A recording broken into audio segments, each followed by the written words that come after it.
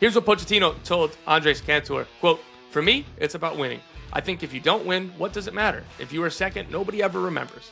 And I believe we should aspire to win it." I think I'd like to see us make it to the quarterfinals. I think that would be success. Being one of the final 8 teams at the World Cup, I think would be pretty seismic. I do like that he goes, yeah, like, we're not here just to participate. Pochettino doesn't get a trophy for that. And I like that he's saying, no, like, why not us? Why not believe?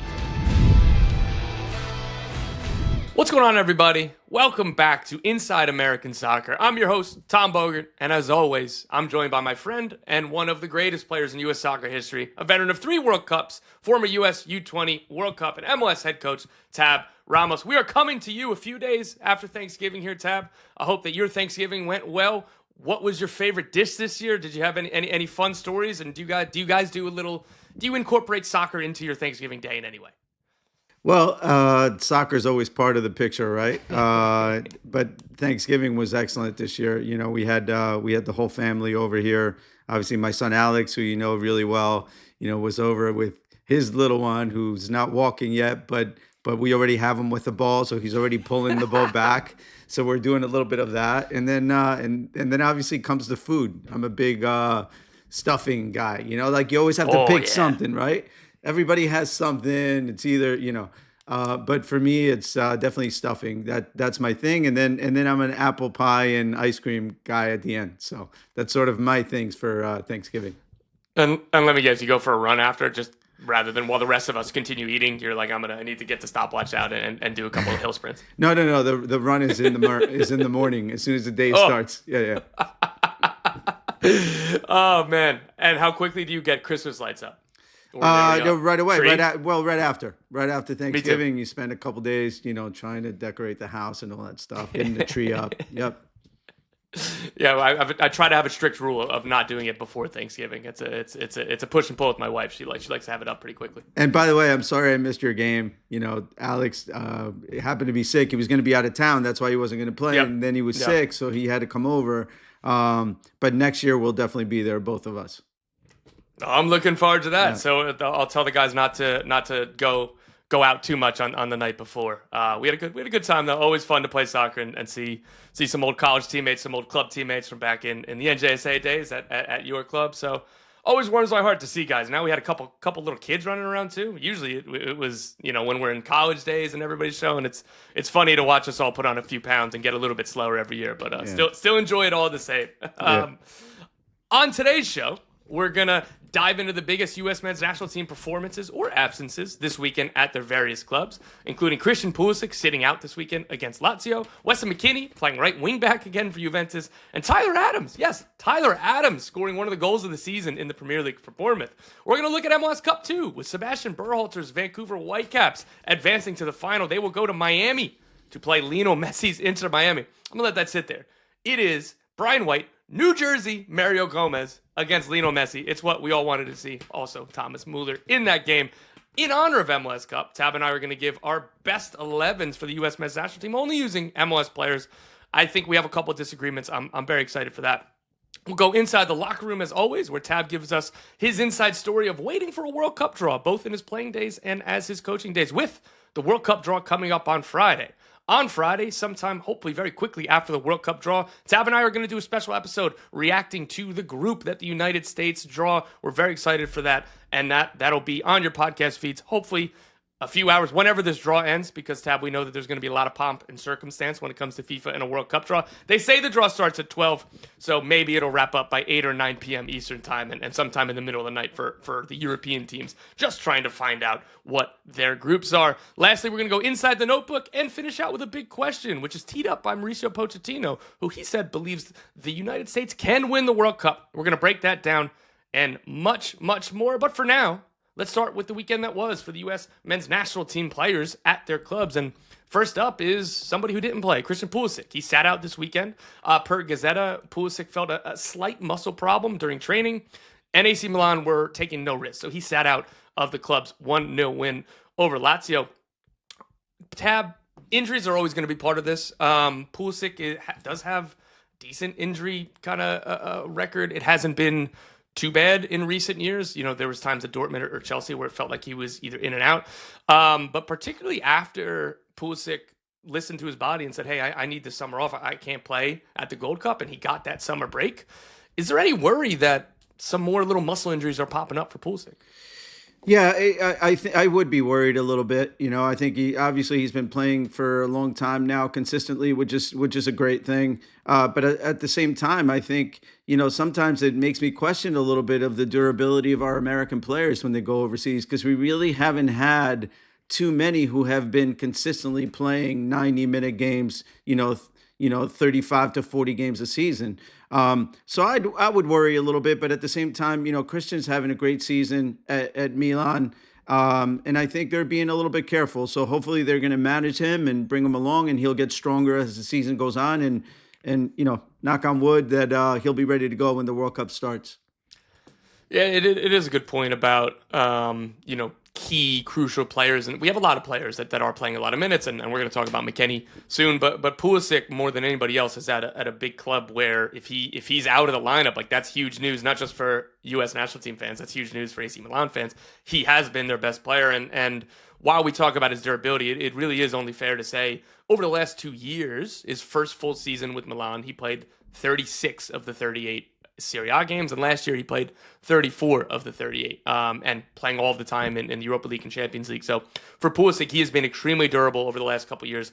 This season, it's been a bit less, which is unfortunate, but obviously injuries happen in soccer, and we hope that we hope that this was really just precautionary and not a sign of worse things to come for Pulisic, who, again, it's way too early in September and October to be talking player of the season, but that's what we do. And early in the Serie A season, he was the best player before he picked up an injury. And then there was a little bit of disagreements between the national team and AC Milan. AC Milan were not thrilled that Pulisic got injured in a game, in a friendly, which felt a little silly to me, because I don't think the national team is getting really upset if he picks up a knock in a AC Milan game. It is always a interesting push-pull, but hopefully this will just be a minor thing for Pulisic.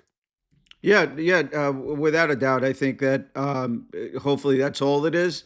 We heard Mauricio Pochettino talk about that a little bit, about how I think, both parts are responsible. It's not just the club, or it's not just the national team. Obviously, I think both club and country want to use the players when they're 100%. And if there's some sort of risk where there could be a potential injury that could last a little bit long term, I think both parts are being careful. So I think it's all normal at this point that Milan sits him out, and hopefully he'll be back next weekend. Yeah, and the Pochettino didn't call Pulisic up for this reason, to give him this kind of break in the last window. So I think the national team have been really, really fair with the way they're treating players and working collaboratively with clubs, which is very important. But it was Crystal Palace manager Oliver Glasner was publicly lamenting, Chris Richards, about how he picked up a knock, and Glasner is complaining that the national team played him. Well, he played every minute for Palace leading up to that window. He comes back for Palace. He plays the first game immediately, and Glasner's blaming the national team for him getting injured. And it's a no-win spot for the federation, but I thought that was way over the top for Palace. But I digress on that tangent. The next guy we want to talk about is Tyler Adams. And yes, it is Tyler Adams who has scored a potential goal of the season in the Premier League. It is easily the longest goal in the Premier League this season. It was just ahead of midfield, and he lobbed the keeper. The keeper wasn't that far off his line tab. Listen, we both are huge fans of Tyler Adams. I've been championing him for a long time as well. There was nonsense early in his career. Maybe he should play right back. No, he is a special central midfielder. With all that being said, I'm not sure if there was a less likely player in the midfield or attacking group that if you told me somebody scored from near midfield, I would have had, 30 guesses before I got to Tyler Adams.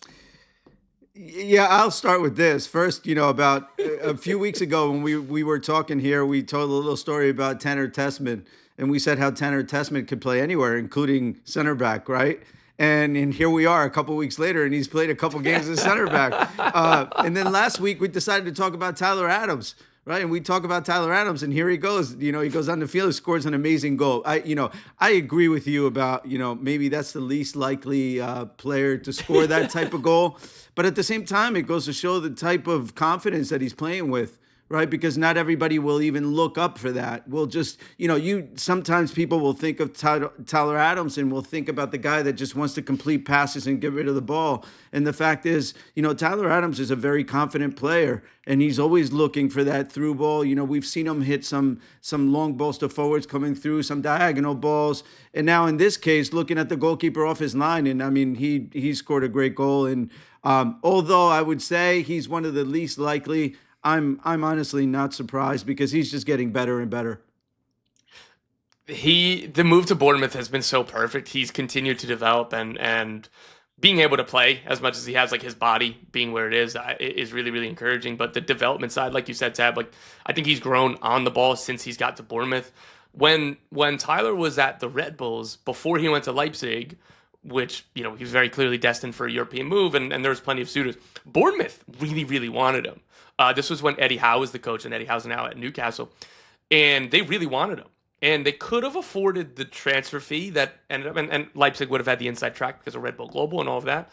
But Bournemouth really loved him, and they thought that he could and would be a Premier League player. But back in those days, in terms of like registration for non-EU, because this was before Brexit, you needed to have a certain level of national team caps and a combination of like special criteria. And part of the criteria would have been fee and salary. And Bournemouth were like, we love him. We think he'd be worth it. But to get him registered, to get him a work permit, we'd have to make him our highest paid player in the team, which doesn't seem fair for a 18 or 19-year-old kid coming from MLS. If we did that, everybody would have turned around and said, we want a new deal. There's no way that this kid who's never played over here is making more than us. So I thought that was interesting. It's really nice to see him come back around to Bournemouth. And Bournemouth is in an even better spot than they were in the past. And Tyler is more ready for this moment. And he's been just fantastic this season. In particular, he started all 13 Premier League games. We're recording right now before Bournemouth plays a midweek game. So hopefully when you listen to this, it's 14 for 14. But Adams has gone over 2,000 league minutes in Europe only one time, and that was with Leeds, and that was only like 2,100 minutes. Last year, he was just under 2,000. It was like 21 starts. He's obviously on pace to smash that right now. This is another guy that we've had injury concerns about in the past. He at Leipzig, he was definitely in and out. And the Copa America, he played through an injury, then he got hurt. It was like the beginning of his Bournemouth time too. So just how nice is it to see? We're not talking about injuries with Adams. We're just talking about how awesome he is on the field and how well he's developing. Yeah, and he, without a doubt, he makes that team better. And I think one of the key things about this is the fact that when you hear the coach speak about him, the way he speaks about Tyler Adams and his importance on the team and how much he needs them. I think if Tyler Adams ends up sitting out a game or two this year, is going to be because the coach is going to be saving him because he doesn't want to lose him.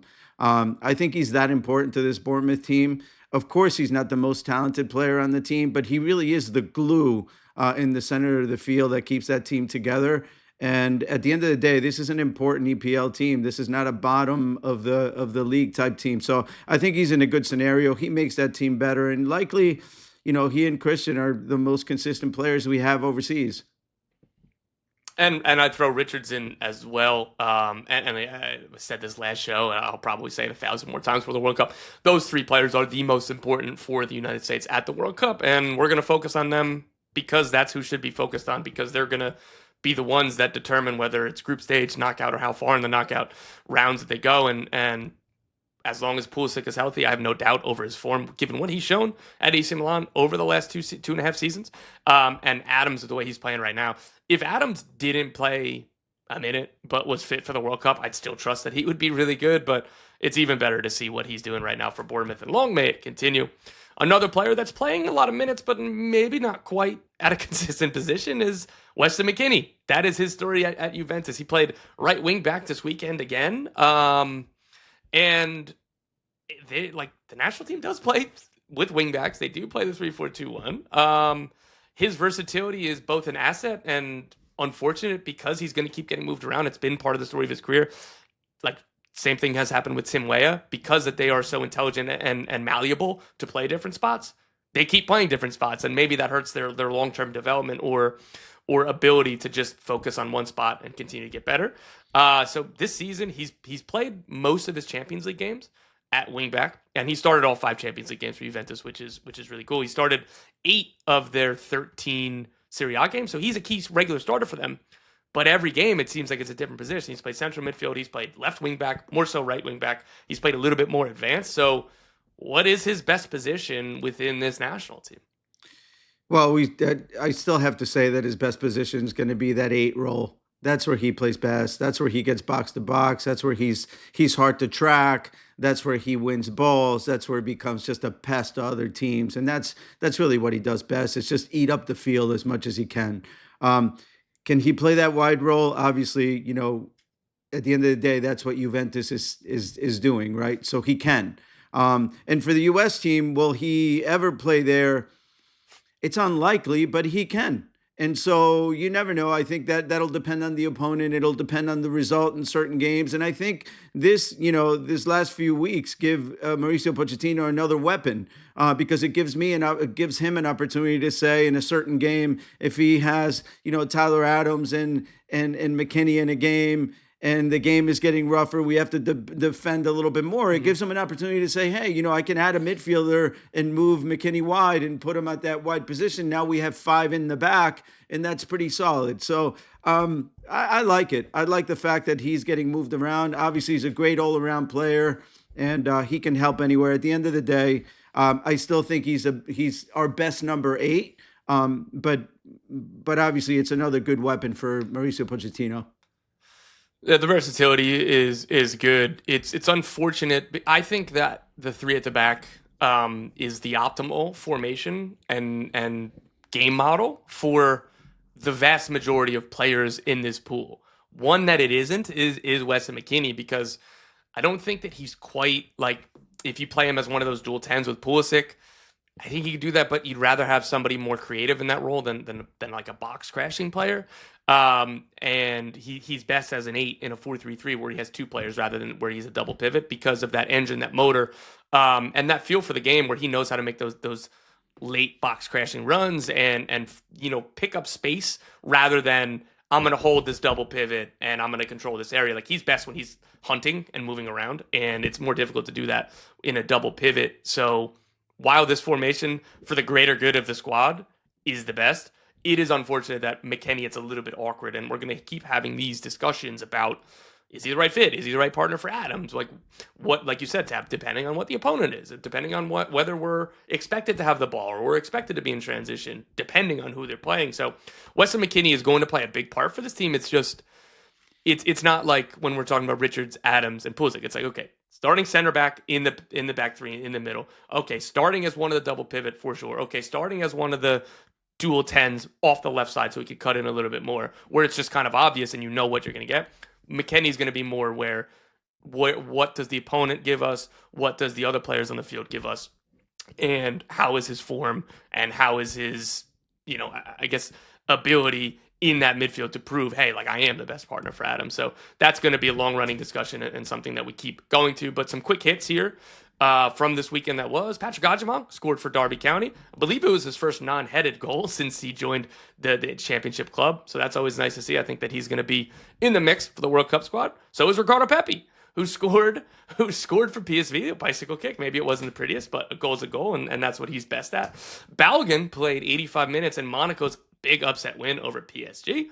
Mark McKenzie and Tim Weah both played in a 2-2 draw between Toulouse and Marseille. McKenzie got an assist on a late equalizer, and then, like you said, Tab, Tanner Tessmann, he played center back in a back 3 for Lyon. That could be interesting for Poch. What do you think? Yeah, no question. I think that's another option, another weapon. And in case, say you're looking for a goal and you wanted to take a defender off or you wanted to send a defender into the box, he could stay a little bit behind, let's say, Tyler Adams, right? As one of 2 center backs. If you're desperate looking for a goal, that he would be okay back there. But yeah, I think a good weekend all around for American players. One of the best weekends actually for American players that we've had in a long time. And I think one that makes us feel good about the players that are in Europe. And maybe, you hate to say it because I'm sure this is not what happened, but But you know what? The players in Europe now seeing that the players from MLS who have played on the national team are doing really well here, by the way, and they put themselves in position to be on this World Cup team, and now we see a little bit of the advantage that the European players will have through the process, right? Because they have the next 2-3 months to continue to do well and to continue to be in good form, while unfortunately some of the MLS players won't have those competitive games. All right, there is one more game left in the 2025 MLS season. It is MLS Cup. It's Vancouver versus Inter Miami, and then next season won't start until mid-February. So to your point, guys like Diego Luna hasn't played in a while. Jack McGlynn hasn't played since early October. Part of that was an injury, but Houston didn't make the playoffs. Alex Freeman hasn't played for a while. Orlando got knocked out early in this process. But let's talk about MLS Cup. We've got Brian White scoring twice for Vancouver in their win over San Diego. I thought that he played really, really well in that game. His movement and ability to be a poacher, I love. I was hoping that he was going to get more run at the Gold Cup. He didn't. I thought Ajimong obviously deserved those minutes. Damian Downs was at a good point. I was just hoping for a little bit more Brian White to see what he could do in this group. And then Sebastian Berhalter, I thought he was really, really good for Vancouver. Brian White is crucial, but Seb probably more so because the way that Vancouver play, it is crucial that Berhalter and Andres Cubas, his partner in the midfield, that they're dominating the game, that they're controlling the game, that they're setting the tempo, the pace, the ball, everything else. And Berhalter I thought he was quite good for Vancouver last year. He's been even better. I voted him to my best 11. I think he's been one of the best players in MLS this season. And without him, and obviously without Brian White, they don't make MLS Cup. These are two guys, like Berhalter is obviously ahead of Brian White in the pecking order with the national team. Do you think that Brian White has a chance to play his way into the mix late, particularly given the other forward options, and where does kind of Berhalter stand today? Well, I think one of the things to consider, the answer is yes, by the way, because with Pochettino, what we've seen is that he's just going to call whoever's playing well at the time, and that's really the way the national team should be. Whoever's playing best right now, that's our national team. And so the answer is yes. Now, here's the challenge, right? That, the next window would be in March. And that's difficult, right? Because that's the next window that's really going to matter. At that point, MLS is just really getting on its way with a few games under its belt.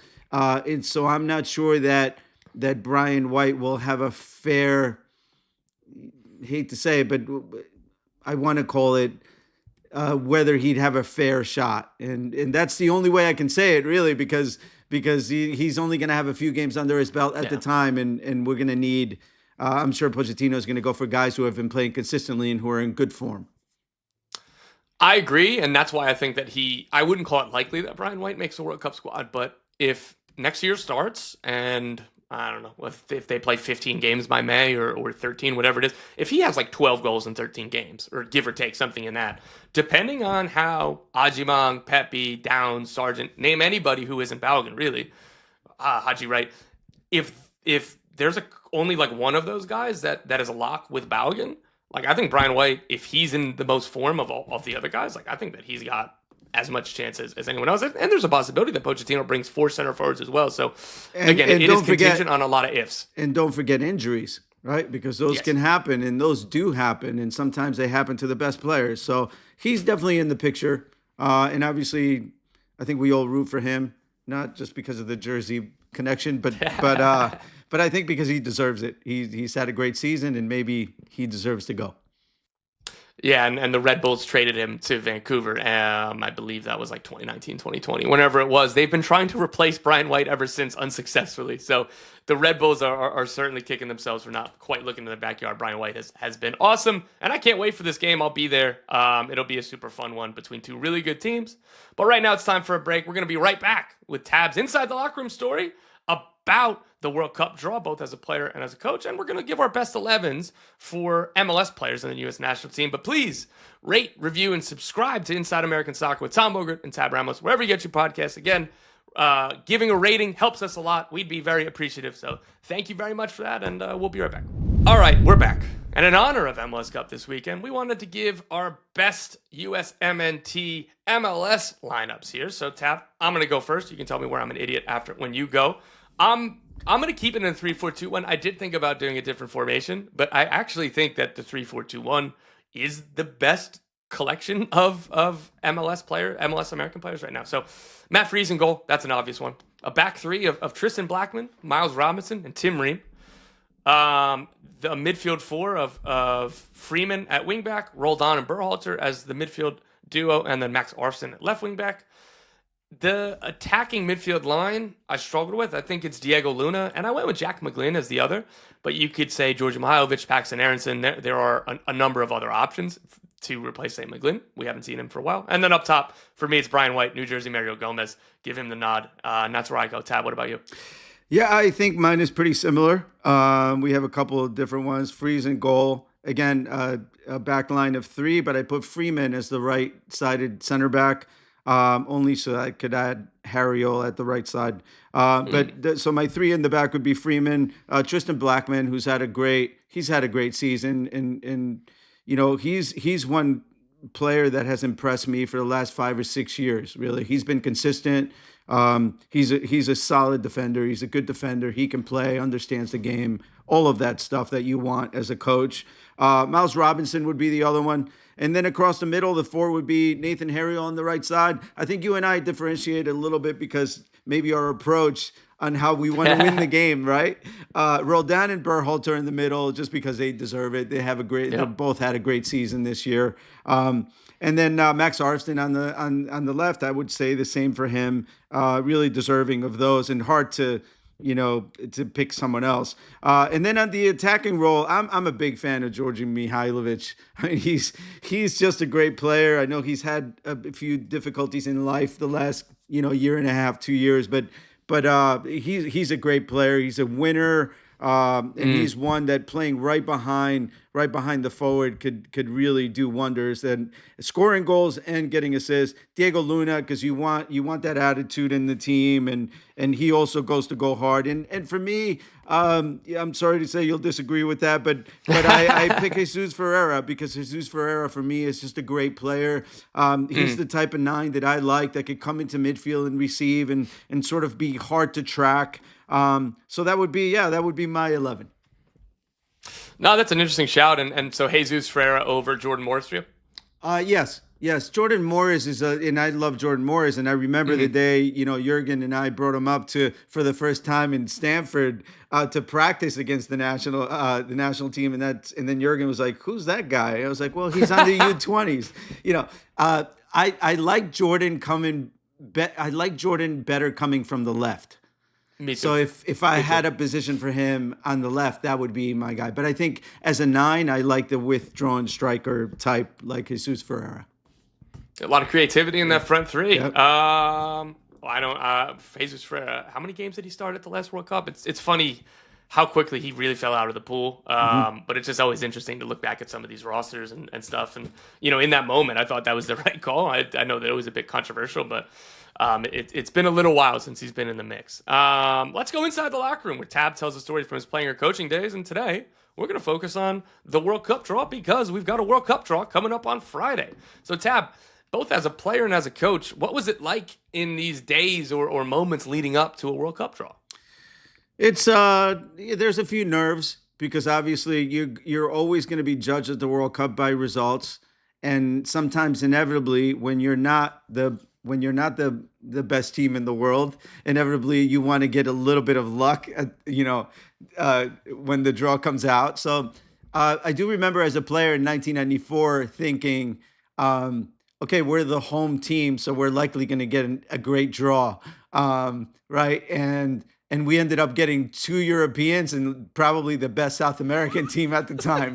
So it didn't work out at all. That was not a good draw to wait for. But now let's fast forward. When I've had to wait for him at the U20 World Cup, we've been a little bit lucky too. So like in 2015, I remember thinking that we could be drawn with Argentina or with Germany, and yet we were drawn into New Zealand's group. So they were the head of the group, and that's exactly what you wanted. So we had a little bit of an easier pathway because we thought that we could win the group. And we did. and we advanced. Now for this national team, I think it'll be the same. I think Pochettino is just looking at the different options. Obviously, you have to take into consideration a couple of things. All the confederations are different. We can't be matched up against CONCACAF. So you want to get the best of the rest. And when you're thinking what is the best outcome of the rest, you don't want to end up with 2 European teams in your group. That's one thing. European teams are obviously the strongest.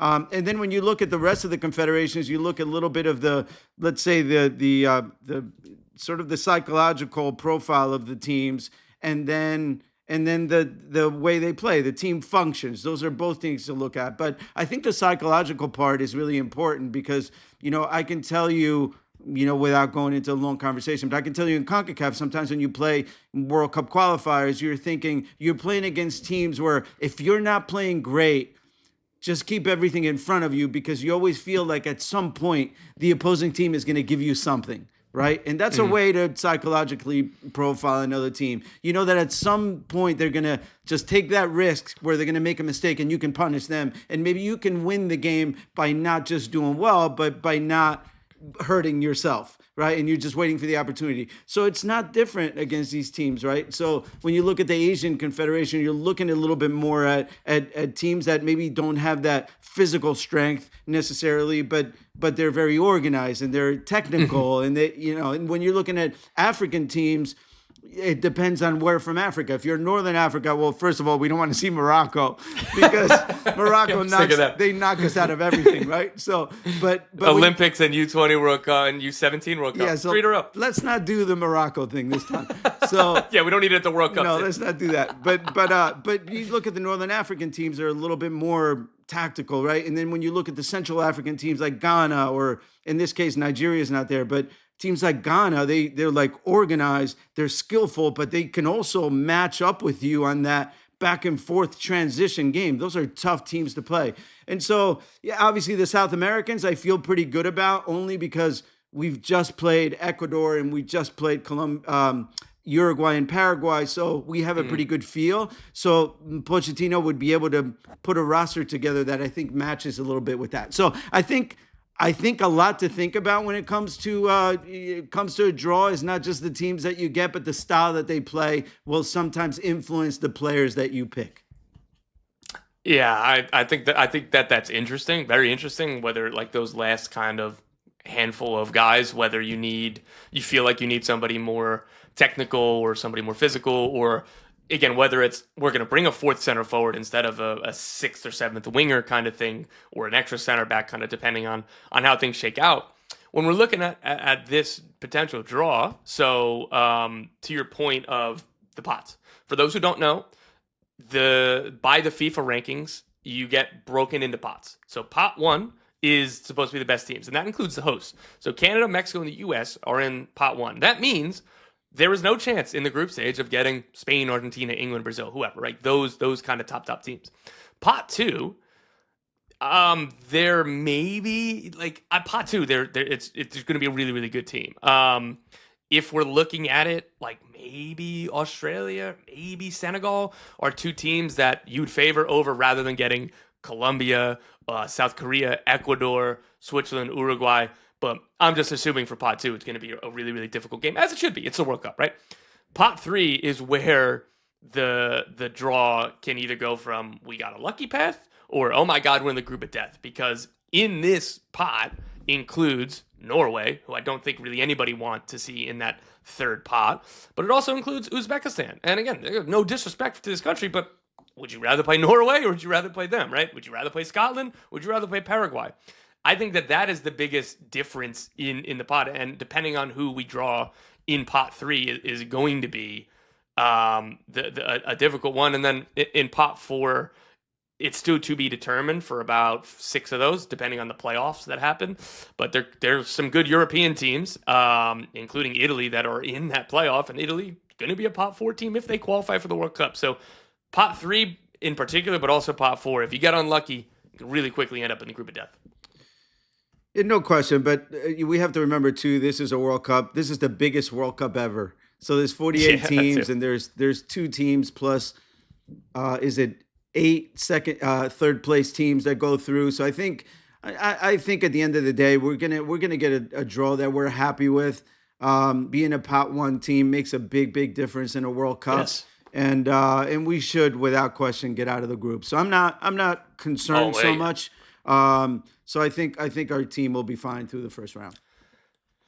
I hope so too, and I hope that it's at the top of the group. But again, we're going to see on Friday. We're going to break down the draw as soon as it happens when we learn who the United States are grouped with at the World Cup. I'm very excited to talk about that rather than we keep talking about things in abstract and then really getting to dive into those opponents over the next several months. It's going to be super fun. And I'll even sit through a 9-hour broadcast or whatever FIFA has for us and all the speeches and fake awards that they're going to create. I digress. Let's go inside the notebook. Number one, I broke this news this week. Michael Bradley is the clear front runner to be named the next New York Red Bulls head coach. I'm told that there is nothing agreed technically or signed, but sources tell me widespread that the expectation is that Bradley becomes the next head coach. And Tab, he's a legend of this program. 38 years old. He has been the head coach of the Red Bull second team since the summer. They played some really nice soccer, not typical like Red Bull car crash transition pressing soccer. They played like with wingers and intricate passing sequences and a couple really interesting young players that came through. And they won MLS Next Pro for whatever that's worth, but they did bring more players into the first team. And I think Michael Bradley helped in his half season. Tab, if there was somebody who has been ready to be a head coach since he was, 22, maybe, it's Michael Bradley. So while he doesn't have first team head coaching experience, he was an assistant under Jesse Marsch for a little bit with Canada, and he was assistant under his father, Bob Bradley, at Staubach for a bit before he got that Red Bull job, and Red Bull Global love him, is what sources have told me. So Tab, if there was anybody who'd be ready for maybe minimal coaching experience, it's Michael Bradley, right? Absolutely. I think of all the players that I've ever had a possibility to either coach, play with, or coach as an assistant, in this case with Michael through the 2014 World Cup and a couple of years before and a couple of years after that. I've never seen a player more ready to be a coach. I think he's ready. He's going to walk into that locker room, know exactly what it's all about. But he's really smart about his tactical approach, about the way he needs to put together his exercises to help his team. I remember that he was the one that always, whenever we put a session together, on that World Cup team for 2014, he was the first one to come up and ask, why are we doing this exercise? Why are we doing this? Why are we doing that? So very studious of the game, obviously a coach's son. And that I always make a point of that because I think coaches' sons usually just learn a little bit more about the game to begin with. But I think he has the demeanor to be a coach, and he's always had it. Obviously, you still have to take the step. You still have to realize that when you go into the pros, are you going to have a certain style that you're just going to implement and the club is going to help you to do that? Or are you going to have a certain style and they realize that you don't have the players to do that and you're going to change your style? That's something that I know personally I had a lot of difficulty with. And so that's something, obviously, that as a new coach, you're going to have to deal with. Don't react. This is nothing for you. Your situation was far worse than the one Michael was walking into. So I think that you had a much more difficult situation. Don't react. Don't make any headlines. Don't get anybody in trouble.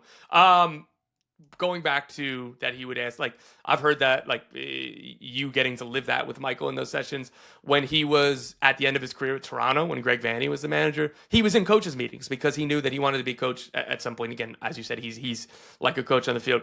But be honest, I know that you like the intuition, you like him caring and trying to learn it and trying to get the thought process behind drills.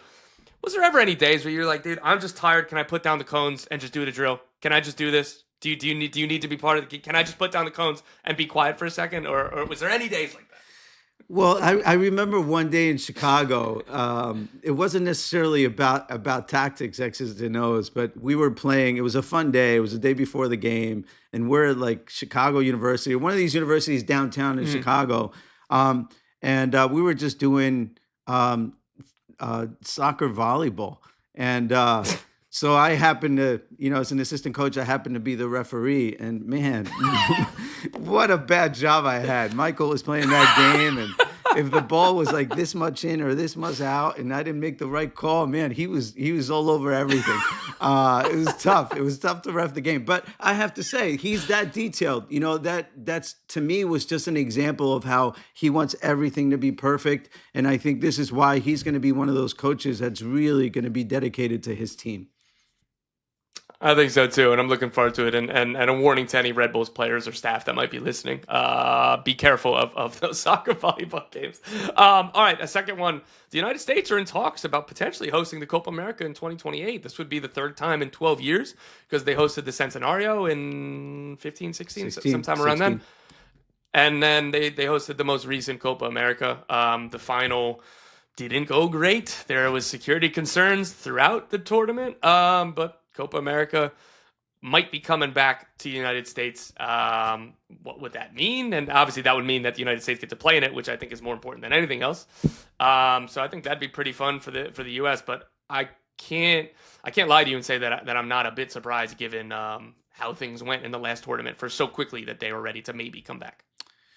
Yeah. Oh, so you mean it's not going to be a free for all for to get into games this time? I hope not. You need tickets. Going through air ducts and yeah, I think this time we're going to need tickets for these games. No, I think we're sort of the perfect country to host the Copa America. We have people from all over the world. It's easy to get here. Obviously, we had all those security issues. Sometimes I'd have to say, that obviously falls not on us necessarily, but that falls on CONMEBOL and how much money they spend on security. So obviously that falls on them, and I think they're going to have to do better when they come here to run the tournament. And but I think we're a great country to do it, and I'd be happy to see it. The Copa America was an excellent tournament last year.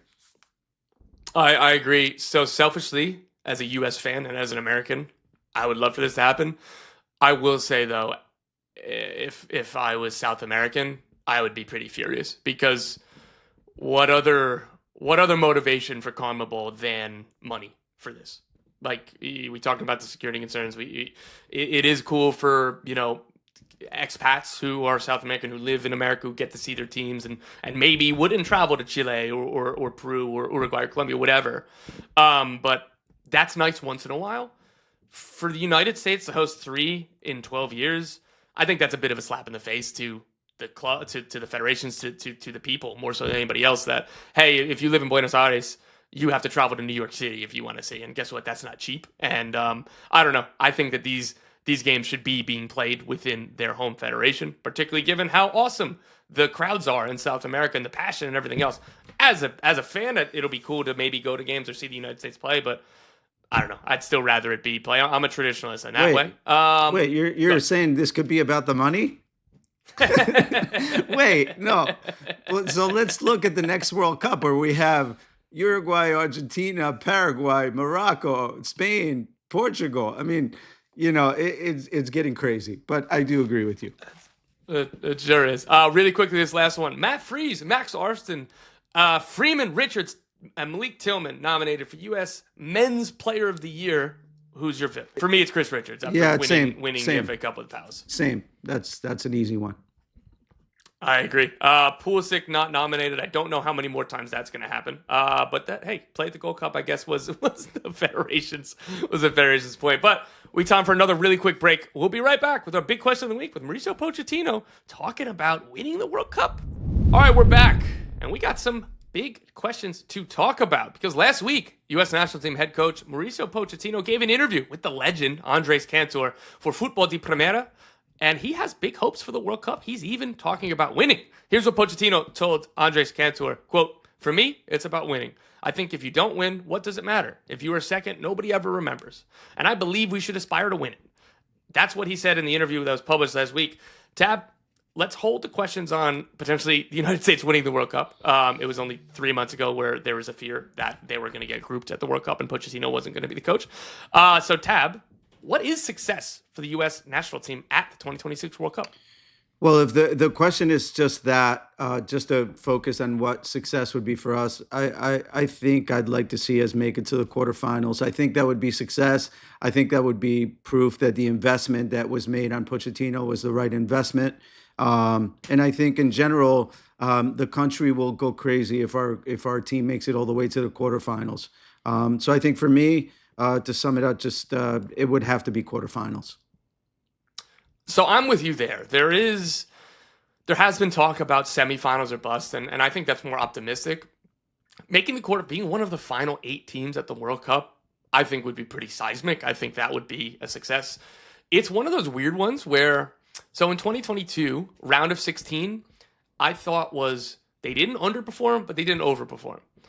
At this next World Cup, I don't think that there's that middle ground, because I think round of 16 will be viewed as a disappointment, but the quarterfinals will be celebrated. It won't be like, oh, they just met expectations. I do think there's a realistic chance. I didn't think that in early September, so that's progress and that's positive. I do like that he's, he should be careful about always saying, hey, we want to win the World Cup and stuff like that. I think saying it too much would be a little silly, but I do like that he goes, yeah, like, we're not here just to participate. We're not here. We don't get a trophy if we fit. Like, while we would agree that the quarterfinals would be a success, Pochettino doesn't get a trophy for that. And I like that he's saying, no, like, why not us? Why not believe? As long as he's being careful to not saying anything way over the top or like guaranteeing or promising anything. But like, if he's asked about the World Cup, like him saying, hey, we're going there to win it, like all of the other teams should be. And I'm sure he means that. Yes. I can tell you from my experience with Jurgen Klinsmann in 2014, it was the first time that I understood what big nations do when they go to the World Cup, because Jurgen didn't even want players to have any type of tickets, flights organized after the first round, nothing. He wanted to make sure that we knew that we were there for 7 games, and that was to get to the final. And then if we didn't make it, then you make your arrangements you have to take. But he wanted everybody thinking that way. And so I think that this is not much different. This is Pochettino actually thinking, what can we do to win the World Cup? And sometimes you get a little bit of luck in the draw. You get a little bit of luck in the game. And he knows what football is about. So I think he believes what he's saying. Oh, yeah, I have no doubt about that. If there is, during the good, bad, or indifferent, there's one thing you cannot question Mauricio Pochettino, and that's him being genuine and authentic. So I for sure believe that he believes that, and he should. And I'm certain that this is what he's the message he's hammering home within the locker room, talking about, hey, like, we're not here to just be there. Like, we're trying to build something, and we're going to try to compete, and we're going to try to do, every time we step on the field, we have to believe we're going to win it, because if we don't believe it, then who the hell else is going to? Yeah, and by the way, he added to that, if in the end you end up losing to someone, then you analyze where you lost, who you lost against, how you played, and then you look at the rest of it, and you can still have success by not winning the whole thing. But I think the goal always from the beginning has to be to win. I completely agree, and that's what we're here on the podcast. We just try to go 1-0 every week, Tab. I think we went 1-0 this week. So thank you everybody for listening to Inside American Soccer. Please rate, review, and subscribe to wherever you get your podcast. The World Cup draw is Friday, and we're going to have reaction and breakdown to the United States group at the World Cup. We cannot wait for that one, so check your podcast feeds for that. We're going to try to get that up as soon as possible whenever FIFA stops doing their parade and awards and everything else. But that'll be Friday, and we can't wait. MLS Cup Saturday, and then we'll be back at some point in the near future.